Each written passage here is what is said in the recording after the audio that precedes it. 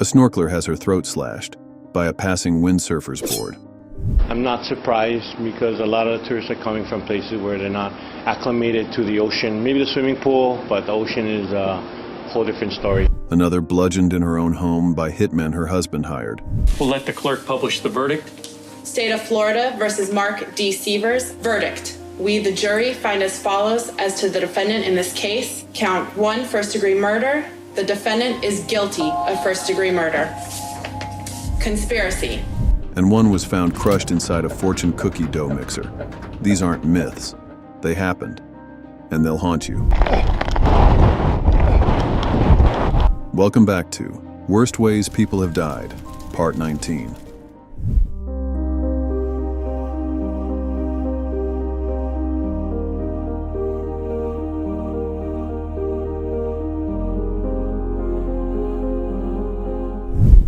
How does a man vanish inside a factory and end up in a place no one imagined?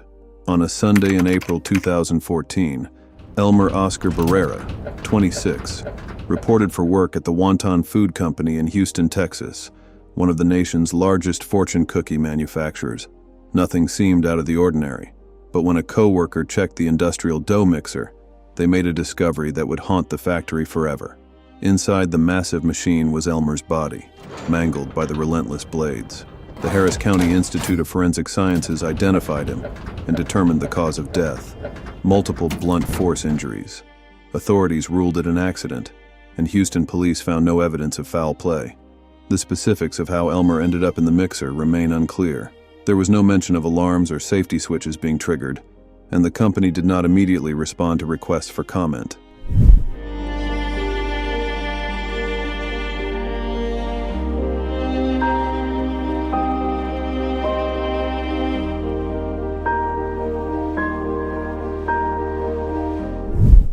What if the voice guiding you home led you straight into a nightmare?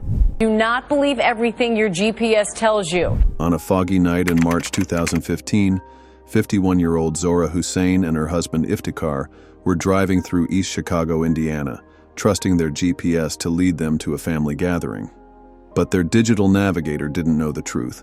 The Klein Avenue Bridge ahead had been closed for 6 years, its crumbling concrete blocked off by inadequate barricades, forgotten in the dark. The GPS gave no warning. It simply instructed turn right, and they obeyed. Their SUV passed through a gap in the barricade and plunged 37 feet into the abyss below. On impact, the vehicle caught fire. Iftikhar managed to crawl from the wreckage, battered and burned. But Zora, trapped inside, was consumed by the flames as her husband watched, powerless to save her. Investigators later found the GPS was running on outdated maps. The barricades? Insufficient. No lights, no alarms, just silence and a fatal trust in technology. It wasn't recklessness or speed that killed Zora. It was faith. Faith in a device that didn't know the road was gone.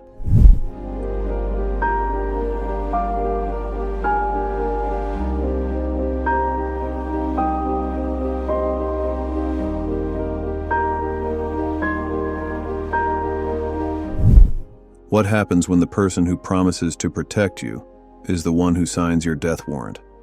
On June 28, 2015, Dr. Teresa Sievers, a beloved mother and respected holistic physician, returned alone to her Bonita Springs, Florida home. Her family was still away. She never made it to her office the next morning.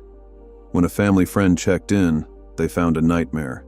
Teresa bludgeoned to death in her kitchen, her skull shattered by a hammer. There was no sign of forced entry, no robbery, just calculated intimate violence. 911, what is your emergency? I'm at a friend's house.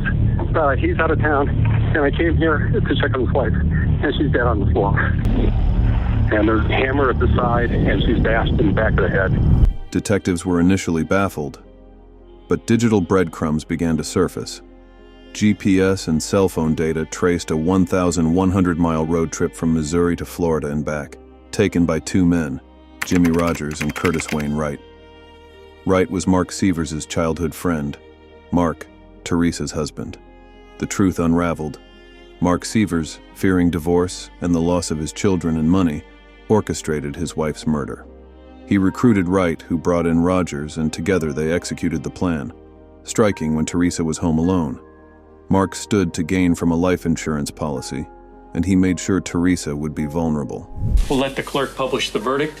State of Florida versus Mark D. Sievers. Verdict. We, the jury, find as follows as to the defendant in this case. Count 1, first-degree murder. The defendant is guilty of first-degree murder. Conspiracy. Teresa opened her door to what she thought was safety, and was met with betrayal. It wasn't a random act. It was a conspiracy born of trust and ended in blood. All 3 men were convicted. Mark Sievers now sits on death row.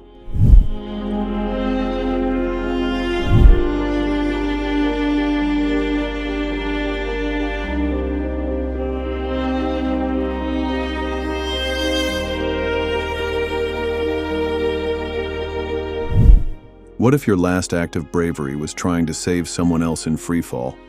On August 3, 2013, the skies above rural Tennessee were clear, perfect for skydiving.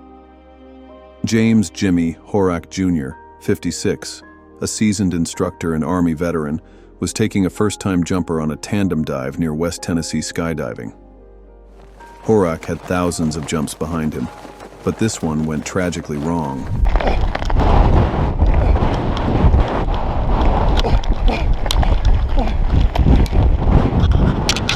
As they plummeted toward the ground, their main parachute failed to fully deploy. Horak quickly pulled the reserve, but by then, precious seconds had slipped away. The pair crashed into a muddy field near Whiteville. In a final act of selflessness, Horak positioned himself beneath his student, absorbing the brunt of the impact. He was pronounced dead at the scene. His student survived with serious injuries. There's a multitude of scenarios. They lost track of altitude, weren't paying attention for whatever reason, or they were distracted most likely by something else going on, who knows. Investigators found no mechanical failure or foul play, just a heartbreaking accident, a matter of timing and fate. Horak was known for his calm under pressure, a man who had dedicated his life to both service and adventure.